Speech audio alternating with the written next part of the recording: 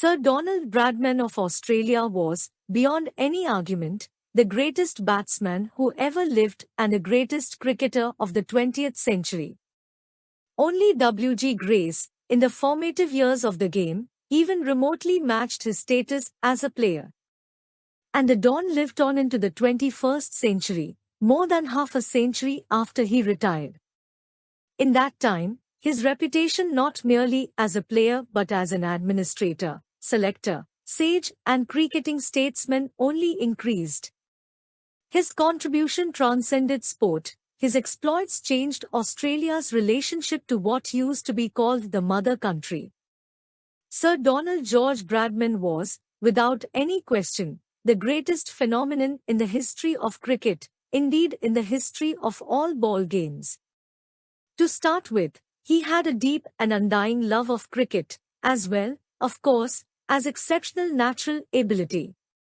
It was always said he could have become a champion at squash or tennis or golf or billiards, had he preferred them to cricket.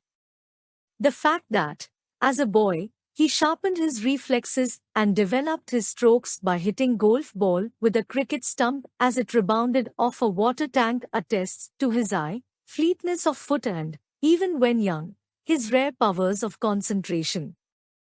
Throughout the 1930s and 40s, Bradman was the world's master cricketer, so far ahead of everyone else that comparisons became pointless.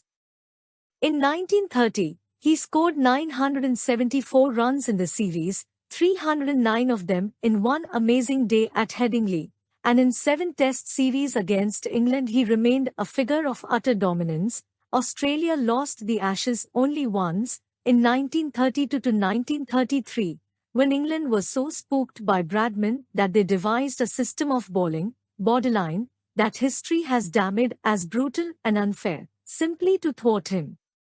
He still averaged 56 in the series. In all, he went to the crease 80 times in tests, and scored 29 centuries. He needed just 4 in his last test innings, at the Oval in 1948, to ensure an average of 100 but was out second ball for 0, a rare moment of human failing that only added to his everlasting appeal. Bradman came out to the crease amidst a thunderous ovation, which lasted several minutes. He was bowled a googly by Eric Hollies on his second ball, misjudged the ball, and was out for a duck.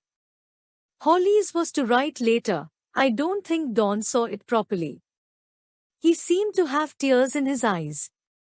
Bradman made all those runs at high speed in a manner that bewildered opponents and entranced spectators. Though his batting was not classically beautiful, it was always awesome.